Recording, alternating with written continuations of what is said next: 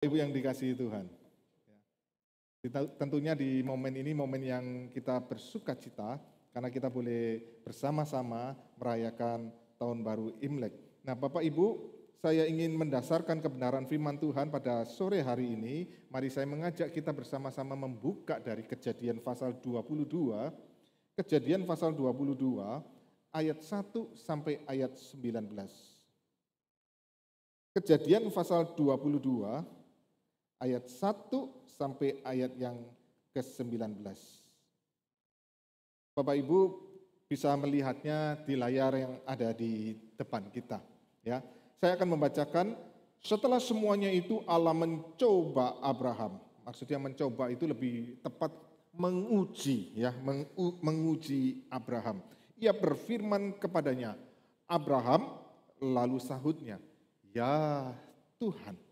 Firman-Nya, ambillah anakmu yang tunggal itu yang engkau kasihi, yakni Ishak. Pergilah ke tanah Moria.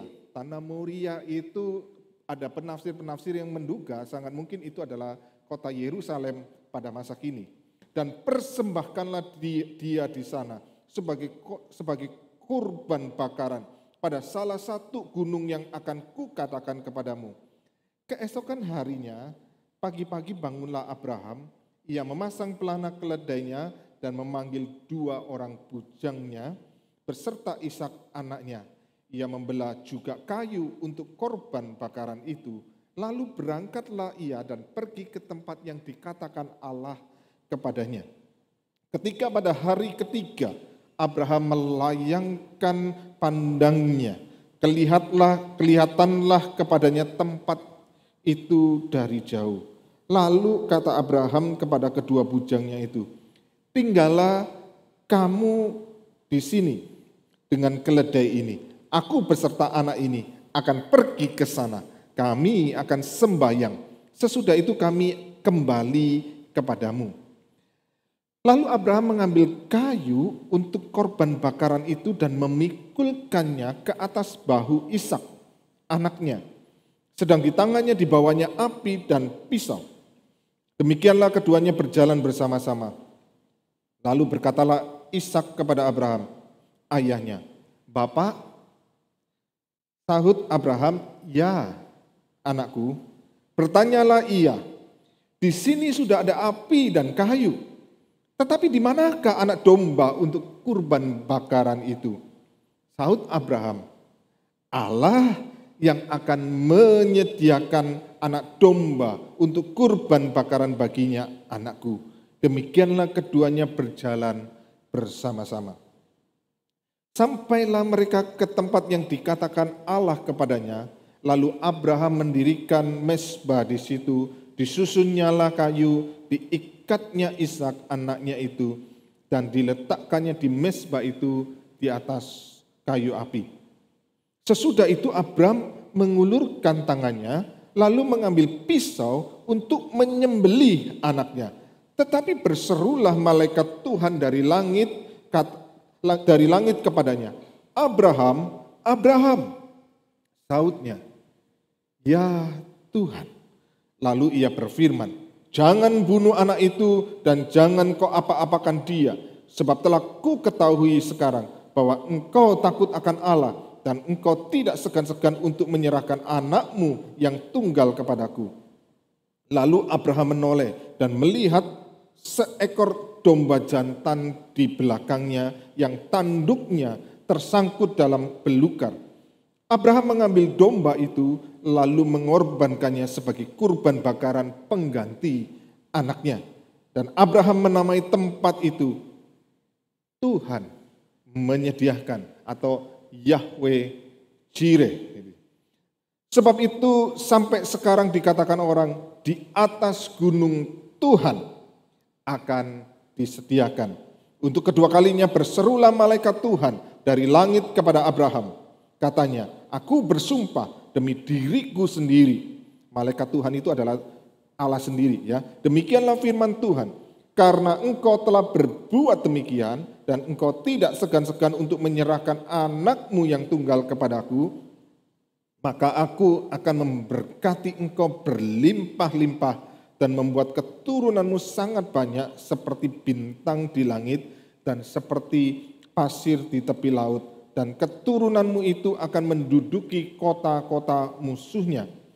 Oleh keturunanmu lah semua bangsa di bumi akan mendapat berkat karena engkau mendengarkan firman-Ku. Kemudian kembalilah Abraham kepada kedua bujangnya dan mereka bersama-sama berangkat ke Beersheba dan Abraham tinggal di Beersheba. Bapak Ibu yang dikasihi Tuhan, tahun baru Imlek kita baru saja masuki dan biasa di dalam tahun baru Imlek kemudian kita tahu tahun ini disebut tahun apa? Tahun apa? Macan apa? Macan air gitu ya, tahu ya kita ya. Tahun ini disebut sebagai tahun macan air. Wah, tentunya orang begitu senang sekali menyambut tahun macan air. Karena apa? Macan itu dianggap binatang yang apa? Pemberani, binatang yang tipenya pemimpin. Dan air itu adalah satu sumber kehidupan yang kemudian memberikan kesuburan kepada tanah, memberikan air kepada manusia untuk bisa hidup meminumnya. Wah, banyak orang berkata ini tahun hoki, ya, tahun hoki. Tapi jangan salah, tidak semua show akan untung di tahun ini menurut ramalan. Ya, saya baca ramalan, saya bukan percaya ramalan ya, hati-hati ya. Nanti kalian bilang saya percaya ramalan. Saya baca ramalan itu katanya ada yang ngomong ada show, 3 show yang hoki, yaitu show apa? Show macan, tentunya show macan sendiri. Show kuda, show anjing. Dan kebetulan show saya adalah show anjing. Wah, ya, berarti tahun ini saya hoki banget begitu kan. Terus ada yang ngomong nanti tahun ini ada 3 show yang ciong. Ciong itu yang akan bermusuhan, yang tidak mendapat hoki, yaitu apa? Show macan air, karena macan api ya. Macan api, karena api sama air itu bertentangan. Maka nggak beruntung macan api itu. Ada show apa? Show dikatakan show ular, show monyet begitu ya. Tapi celakanya kemudian saya baca lagi ada ramalan yang lain lagi ngomongnya beda lagi. Ya, ternyata apa yang tadi dibilang ciong belum tentu ciong begitu ya. Ada yang ngomong, nah termasuk saya yang show-nya anjing ini dianggap apa? Beruntung, hoki, tapi ternyata enggak masuk hitungan. Jadi membingungkan yang benar yang mana begitu ya. Jadi kita itu kemudian diperlihatkan orang Tionghoa itu senang melihat tahun-tahun seperti ini begitu ya. Dan kemudian orang Tionghoa itu senang yang dinamakan apa? Hoki. Ya. Betul nggak Bapak Ibu? Orang Tionghoa itu paling senang cari apa? Cari hoki. Nah Bapak Ibu, cuma celakanya kemudian hoki daripada manusia itu kemudian ditentukan oleh keadaan. Jadi kalau tahun ini tahun macan air, nanti tahun depan saya nggak tahu show apa setelah macan air.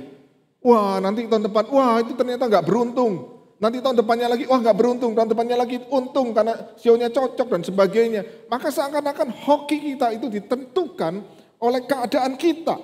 Oleh keadaan yang kemudian yang akan kita dapatkan. Tapi betulkah seperti itu yang dimaksud dengan hoki yang Tuhan mau bagi kita? Bapak Ibu yang dikasihi Tuhan.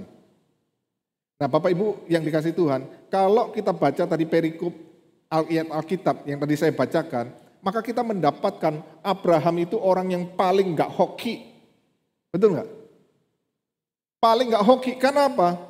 Dia sudah nanti berpuluh tahun untuk dapatkan seorang anak yang dijanjikan itu. Dan ketika anak yang dijanjikan itu sudah didapat, kemudian disuruh apa?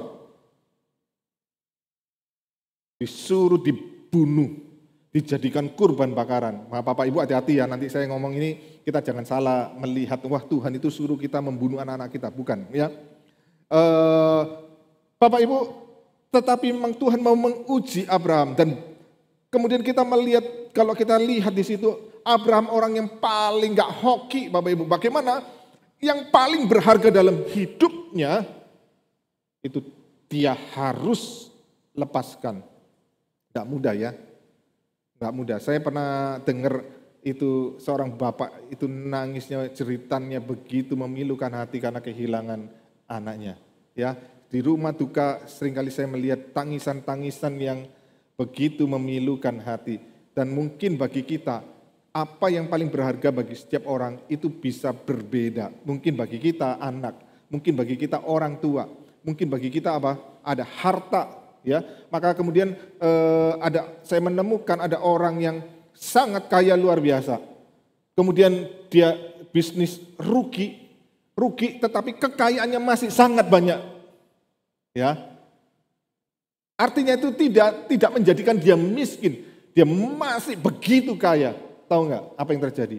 Karena itu yang paling berharga dalam hidupnya. Maka dia menjadi depresi. Dan depresi kena stroke. Dan kemudian harus berbaring di ranjang sampai pada akhir hidupnya. Ya, maka kehidupan kita ini kemudian apa yang paling berharga. Dan ketika itu diambil dari hidup kita. Kira-kira apa yang terjadi dalam hidup kita? Dan kita diperlihatkan Abraham. Ya harus serahkan Bapak Ibu. Anak yang dia paling kasihi, yang dinantikan berpuluh-puluh tahun, yang paling berharga. Maka dia harus serahkan dan itu tidak mudah. Ketika Tuhan berkata pergi ke tanah Moria, ya.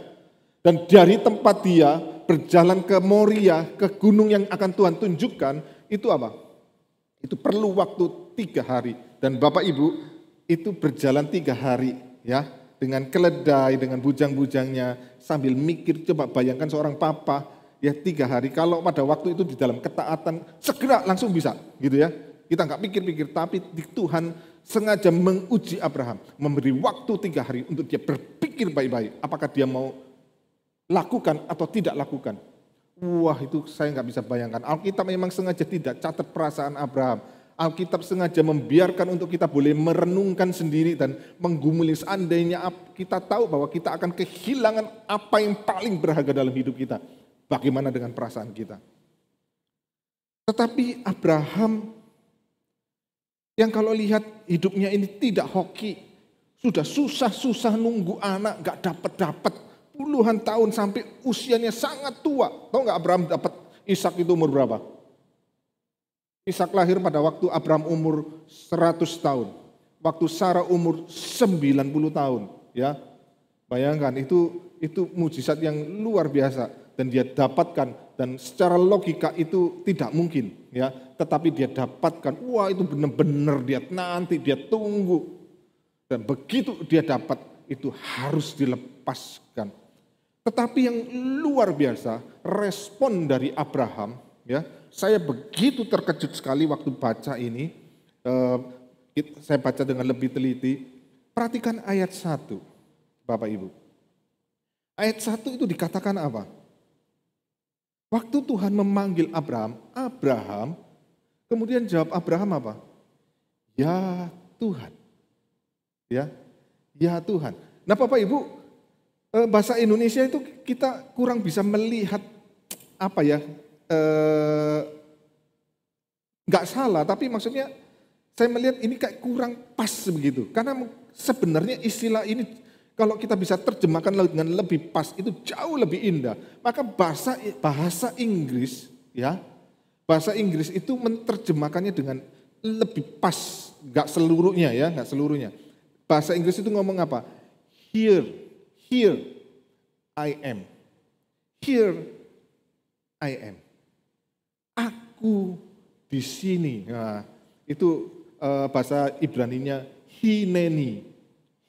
Nanti Bapak Ibu coba lihat di YouTube itu ada lagu Hineni di dalam bahasa Tionghoa. Itu sangat bagus sekali kata-katanya ya. Kata ungkapan aku di sini itu menunjukkan satu sikap seorang hamba yang siap diperintah oleh tuannya.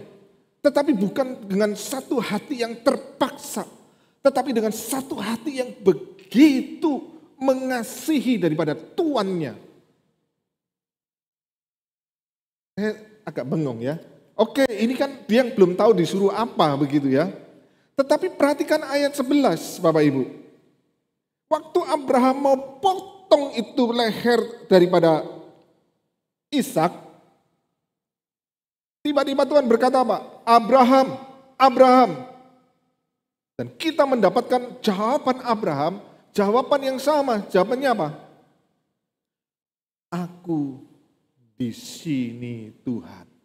Aku di sini. Satu jawaban yang begitu penuh dengan kelembutan, penuh dengan kasih kepada Tuhan. Padahal dia tidak tahu apakah itu masih akan dibatalkan atau enggak. Kok bisa? Kok bisa? Abraham tidak menjadi kecewa kepada Tuhan. Kenapa Abraham tidak menjadi kecewa kepada Tuhan?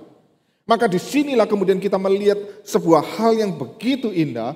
Ada dua hal yang kemudian kita diperlihatkan dua ayat. Yaitu apa? Abraham menyadari Tuhan adalah Tuhan yang menyediakan. Kalau perhatikan Bapak Ibu yang dikasih Tuhan ayat 8. Itu Abraham berkata apa? Ketika Ishak bertanya, kita sudah punya kayu, punya api, punya pisau, dombanya di mana? Maka jawab Abraham adalah apa? Allah yang akan menyediakan. Nanti ditutup di dalam ayat yang ke-14, Abraham berkata apa? Di sini Tuhan menyediakan. Di sini Yahweh Jireh. Tuhan yang menyediakan.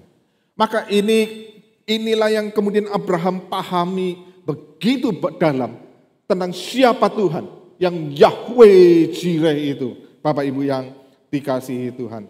Dan ini bukan sekedar teori di dalam hidup Abraham, tetapi ini berangkat dari sebuah pengalaman berjalan bersama dengan Tuhan. Maka disitulah Abraham mengambil sebuah kesimpulan yang sangat penting. Yahweh Jireh. Tuhan yang menyediakan. Maka pemahaman tentang Tuhan yang menyediakan di dalam pemikiran daripada Abraham, maka kita harus memahaminya begini. Abraham memahami bahwa Tuhan tidak pernah kecewakan dia. Abraham tidak pernah kecewakan dia. Bapak Ibu yang dikasihi Tuhan, Tuhan itu tidak pernah kecewakan Abraham. Ya, Abraham tidak kecewa, walaupun apa yang paling berharga dalam hidupnya itu diambil. Memang kalau kita baca kisah ini seakan-akan, loh Tuhan itu kok Tuhan yang kejam. Tuhan yang suruh manusia itu dijadikan kurban. Tetapi enggak, pastinya Tuhan tidak begitu. Kan kita tahu kemudian di dalam keseluruhan Alkitab Tuhan bukan Tuhan yang menuntut umatnya untuk kurbankan anak-anaknya. Malah Tuhan marah kalau ada umatnya kemudian kurbankan anak-anaknya jadi kurban bakaran. Betul enggak? Ya.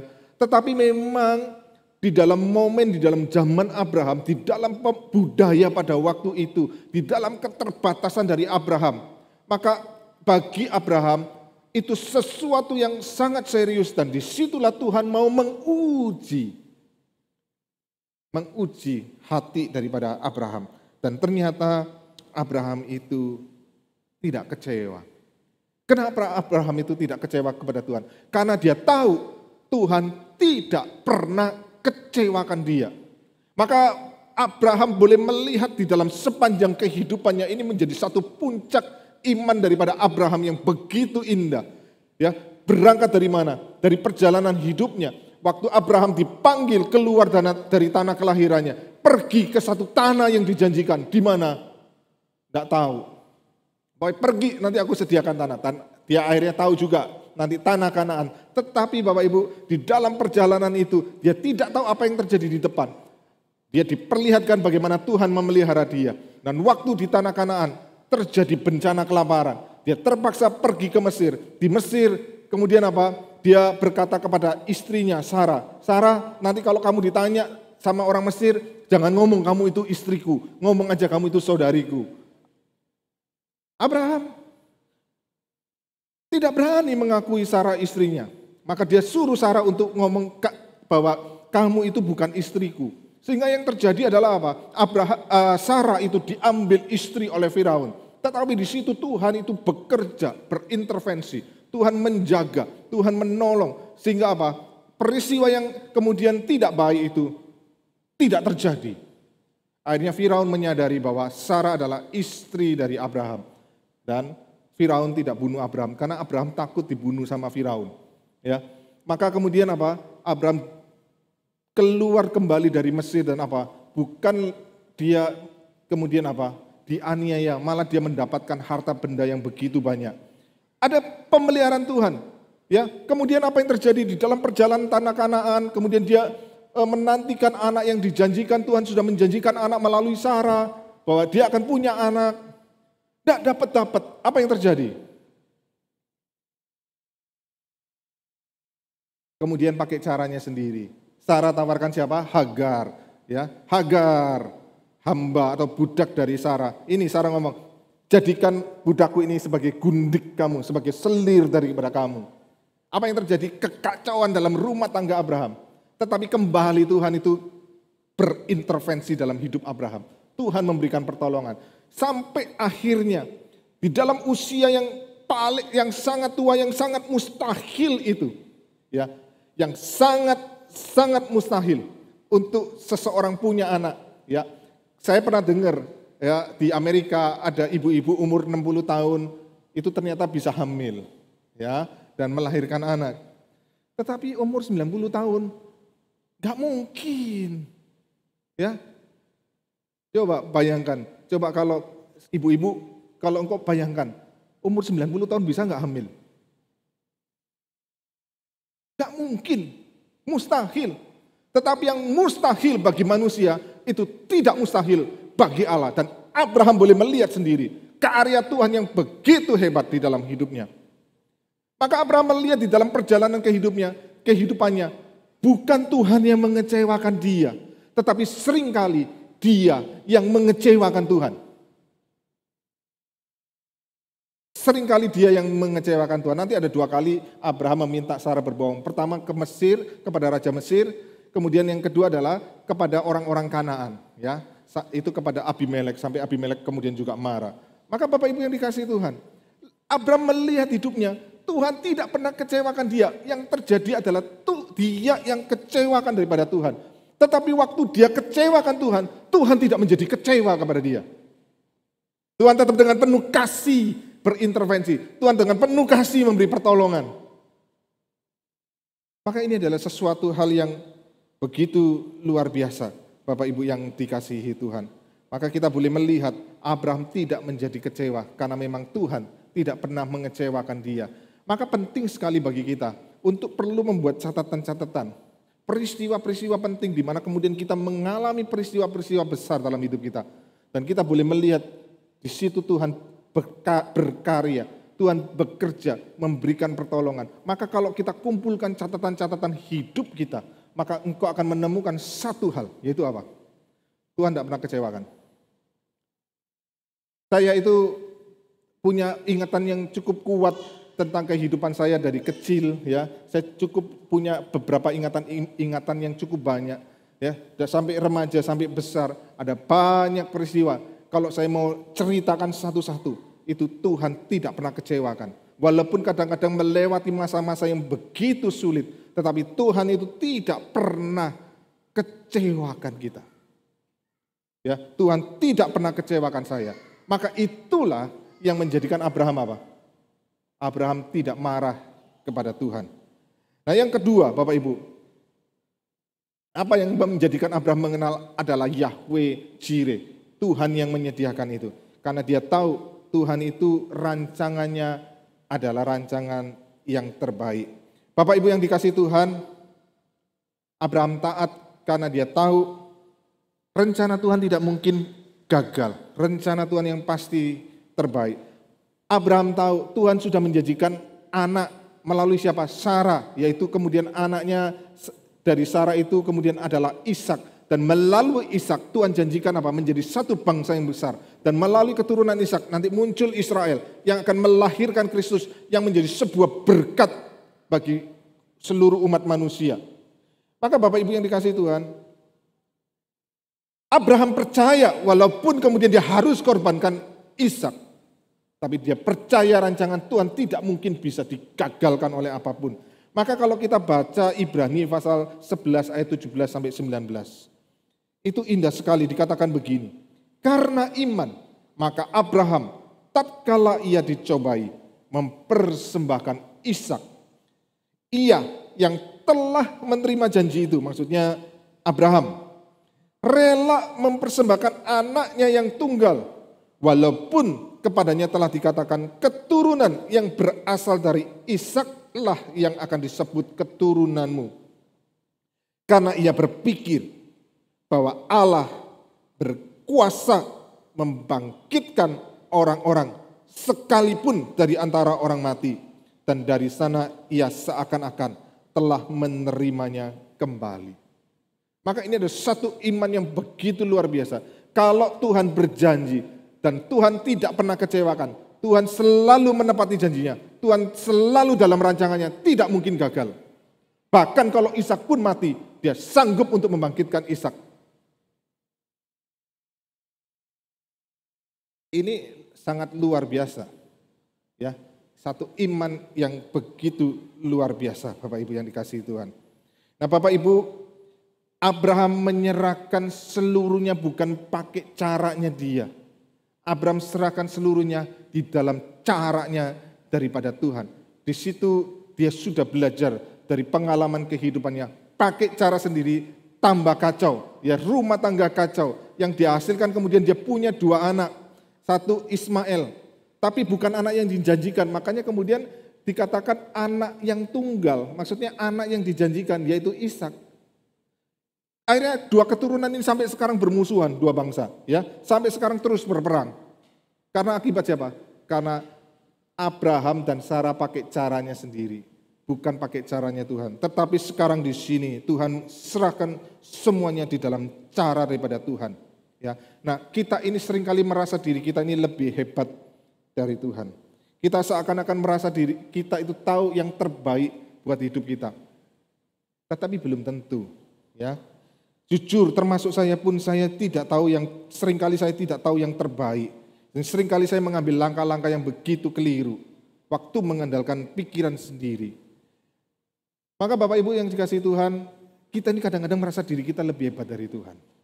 Coba kita lihat foto di depan ini. Ya. Seorang pemuda, seorang pria, tidak punya tangan, tidak punya kaki. Bapak Ibu mungkin pernah tahu namanya Nick Vujicic, ya.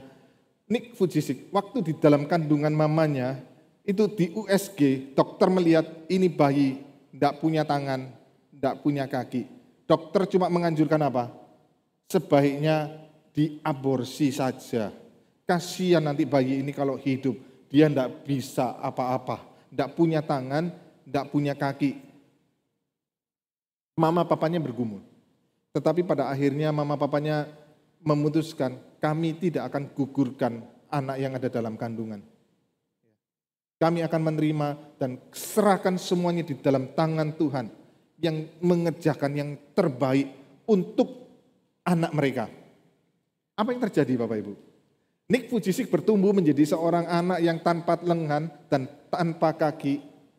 Tetapi orang yang tanpa lengan dan tanpa kaki ini dipakai oleh Tuhan begitu luar biasa. Nick Vujicic ini kemudian dia menjadi seorang motivator. Dia keliling dunia, dia bertemu dengan begitu banyak anak-anak muda, ya, dan dia memberi kekuatan kepada anak-anak muda yang normal badannya, ya. Tetapi banyak anak-anak muda yang normal badannya apa? Pingin bunuh diri, depresi, merasa hidupnya tidak berarti dan sebagainya. Tetapi ketika Nick ini menceritakan, menyaksikan hidupnya dan bagaimana Tuhan memberi kekuatan kepada dia, maka dia itu dipakai menjadi satu berkat. Banyak anak-anak yang tadinya mau bunuh diri nggak jadi bunuh diri.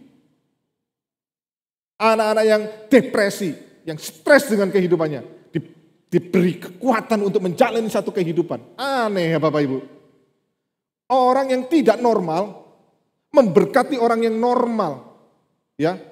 Orang yang tidak normal badannya, tapi hidupnya lebih normal daripada orang yang normal badannya. Nah seringkali realita dalam kehidupan ini kita ini sengaja diperlihatkan oleh Tuhan. Kehidupan yang seakan-akan dijungkir balikan. Hidup kita jujur, kita ini normal enggak? Ada begitu banyak enggak yang Tuhan berikan dalam hidup kita? Ada begitu banyak sekali yang Tuhan berikan. Bahkan ada seorang yang pernah berkata, jari ini kalau kita mau hitung fungsinya, bisa puluhan ribu, cuma jari tangan kita aja. Dengan jari-jari tangan kita melakukan puluhan ribu berbagai macam pekerjaan. Tetapi justru kita yang normal, seringkali hidup kita ini tidak menjadi berkat. Aneh ya, ini orang tidak normal, tidak punya tangan, tidak punya kaki, tapi hidupnya jauh lebih normal daripada kita yang normal. Hidupnya menjadi berkat yang luar biasa. Bapak Ibu coba bayangkan kalau Nick itu digugurkan dari kandungan. Dunia ini kehilangan seseorang yang luar biasa. Maka ada banyak anak-anak muda yang akan bunuh diri karena stres, depresi dalam hidup mereka.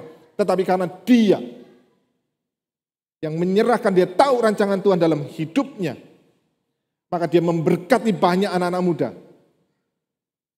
Anak-anak muda yang stres, yang depresi, yang mau bunuh diri, tidak jadi bunuh diri. Yang stres, depresi, hidupnya diberi kekuatan untuk maju melangkah menghadapi kehidupan ini. Tahu yang terbaik?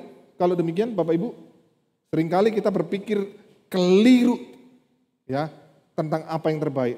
Tapi Tuhan tidak mungkin keliru tentang apa yang terbaik. Maka rancangan Tuhan itu pasti yang terbaik. Rancangan Tuhan tidak mungkin pernah gagal.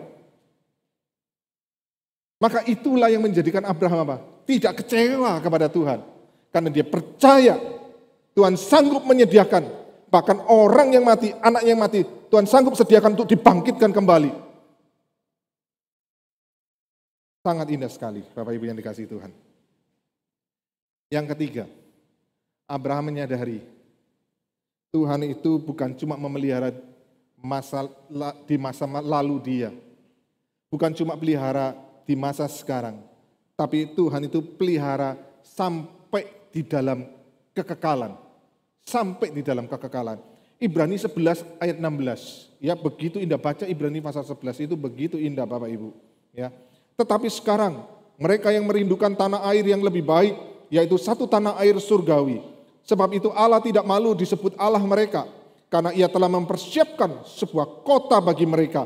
Abraham belum melihat negeri yang dijanjikan itu. Ya, Tuhan janjikan, aku akan menyediakan satu tempat. Sampai matinya, negeri yang dijanjikan tanah Kanaan, dia miliki enggak? Dia belum memiliki. Tetapi Abraham percaya, dia memiliki sebuah tempat yang jauh lebih baik. Tempat yang kekal, yaitu surga. Yang begitu mulia itu, yang Tuhan berikan, Tuhan siapkan di dalam kehidupannya. Maka dia tidak kecewa. Ketika dia tidak menerima, nanti keturunannya yang akan menikmati tanah yang dijanjikan. Waktu zaman hidup dia tidak menikmati tanah yang dijanjikan. Tetapi dia percaya Tuhan sediakan tempat yang terbaik. Tuhan bukan cuma pelihara dia hidup masa lalu, masa sekarang. Tapi sampai setelah kematian pun Tuhan pelihara. Sampai kepada kekekalan. Nah Bapak Ibu yang dikasihi Tuhan, disinilah kemudian kita diperlihatkan. Waktu Ishak itu mau dipotong, Tuhan membatalkan. Ya, Abraham jangan bunuh anak itu. Aku telah menyediakan domba itu. Waktu dia toleh, di belakangnya ada seekor domba yang tanduknya kesangkut. Maka itu domba yang kemudian disembeli. Tuhan mengganti Ishak yang harusnya disembeli. Itu dengan seekor domba yang disembeli. Dan seekor domba itu nanti menggambarkan di dalam perjanjian baru. Yaitu Yesus Kristus yang dikorbankan. Yang mati di atas kayu salib untuk menebus daripada dosa-dosa kita. Kita ini manusia orang berdosa. Makanya kemudian kita orang-orang Tionghoa, orang yang paling takut mati. Betul nggak Bapak Ibu? Kenapa kita orang Tionghoa paling takut dengan mati? Kenapa? Karena kita tahu banyak dosa. Betul nggak? Betul. Orang Tionghoa itu paling jujur. Saya bukan ngomong orang-orang suku yang lain, enggak. Dalam konteks ini saya ingin berbicara Imlek, dalam konteks saya berbicara tentang orang Tionghoa. Orang Tionghoa itu orang yang paling jujur apa? Mengakui. Nanti setelah saya mati, itu ketakutan menghadapi kematian. Saya kemana? Saya hidupnya seperti apa? Karena tahu kalau diri kita, diri yang paling berdosa, diri yang banyak dosanya. Orang Tionghoa paling jujur, makanya tidak tedeng aling-aling begitu ya.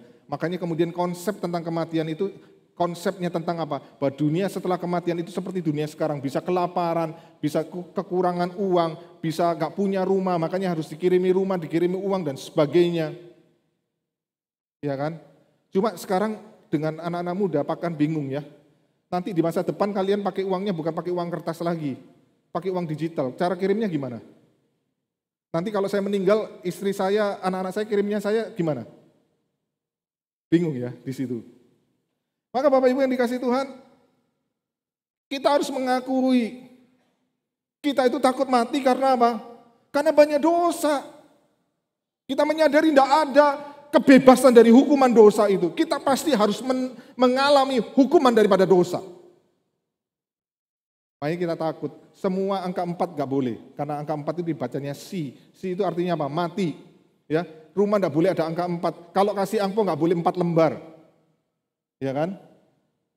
Nanti kalau kasih angpau 4 lembar itu jangan kasih orang tua ya.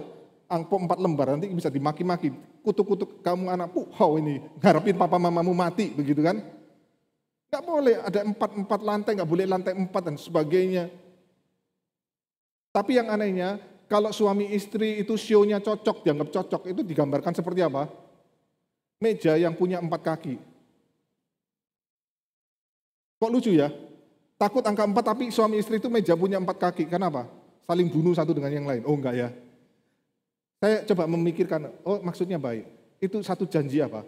Sehidup ya bersama sampai maut. Indah ya. Cuma itu yang bisa diterima. Tapi yang lainnya angka 4 gak bisa diterima. Ya Bapak Ibu yang dikasih Tuhan. Tetapi di dalam Tuhan Yesus ada jawaban atas dosa. Kita orang berdosa, ada pengampunan karena dosa kita sudah diganti oleh Tuhan yang menjadi manusia itu di atas kayu salib. Banyak orang mentertawakan tentang salib. Ih kok Tuhan mati? Enggak. Tuhan itu rela mau menjadi manusia, mati di atas kayu salib supaya kita yang berdosa ini, kita ini yang takut dengan kematian, sekarang ada jalan keluar. Tuhan menyediakan satu tempat yang kekal ketika kita percaya kepada Tuhan Yesus. Maka bagi kekristenan, bagi kita orang percaya, kematian bukan sesuatu lagi yang mengerikan.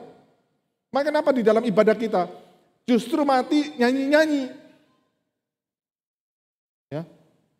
Nyanyi bersyukur, ya dan sebagainya. Kenapa? Karena kematian hanya satu pintu masuk untuk apa? Kepada kehidupan yang mulia, kehidupan yang menyenangkan, kehidupan yang indah di surga yang Tuhan sediakan bagi kita. Bahkan nanti ketika Yesus datang kedua kali, Tuhan berikan kepada kita tubuh yang tadinya tubuh yang rusak, tubuh yang penuh penyakit, tubuh yang berdosa. Tuhan ganti dengan tubuh yang mulia, tubuh yang tidak bisa sakit, tubuh yang tidak lagi meneteskan air mata karena tidak ada kesedihan, tubuh yang tidak lagi berdosa, di mana di dalam dosa kita saling menyakiti satu dengan yang lain, bukan. Di dalam Kristus itu loh, Tuhan sediakan kekekalan. Maka indah sekali. Yahweh Jireh, Tuhan yang menyediakan. Tuhan apa? Tidak pernah kecewakan. Tuhan apa? Tuhan itu rancangannya yang terbaik untuk kita. Tetapi bukan berhenti yang dulu, sekarang. Tetapi apa? Nanti di masa yang akan datang. Tuhan jamin hidup kita. Maka pertanyaannya di dalam kekristenan bukan apakah tahun ini kita hoki atau enggak hoki. Pertanyaannya adalah apa?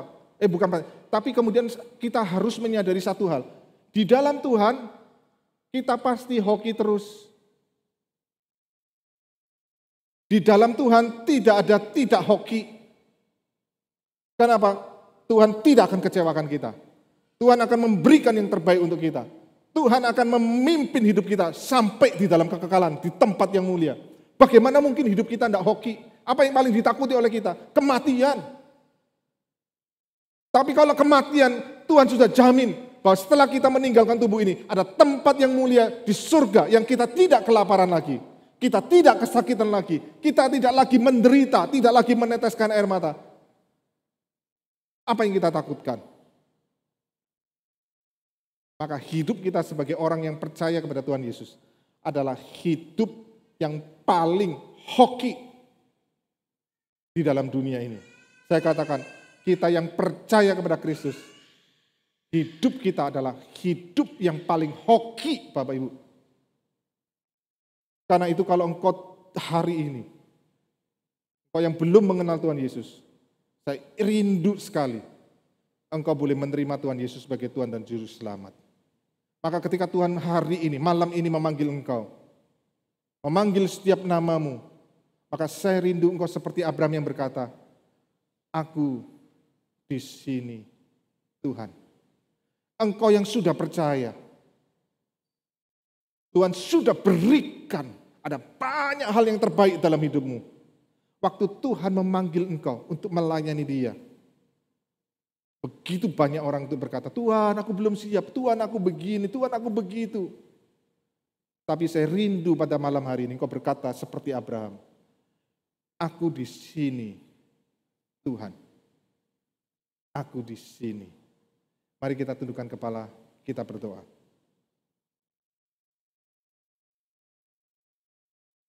Tuhan, jamah setiap hati kami. Bukakan hati setiap kami Tuhan, untuk boleh menjawab panggilan-Mu. Ketika Engkau memanggil setiap nama kami, seperti Engkau memanggil Abraham, maka kami boleh berkata, aku di sini ya Tuhan. Tuhan, biarlah kehidupan kami ini Tuhan, seperti Abraham, yang boleh menikmati satu kehidupan, walaupun kadang susah, kadang menderita, tetapi tidak pernah Engkau kecewakan. Ada pimpinan-Mu yang nyata, ada jaminan-Mu yang Kau nyatakan sampai kepada kekekalan. Kalau hidup dalam dunia ini penuh ketidakpastian, apakah aku hoki atau tidak hoki nanti di masa yang akan datang. Tetapi biarlah Tuhan mata kami boleh melihat di dalam Engkau, hidup kami pasti hoki. Tuhan, biarlah ketika kami menjalani tahun 2022 ini, ada kekuatan, ada sukacita yang kami boleh melihatnya Tuhan.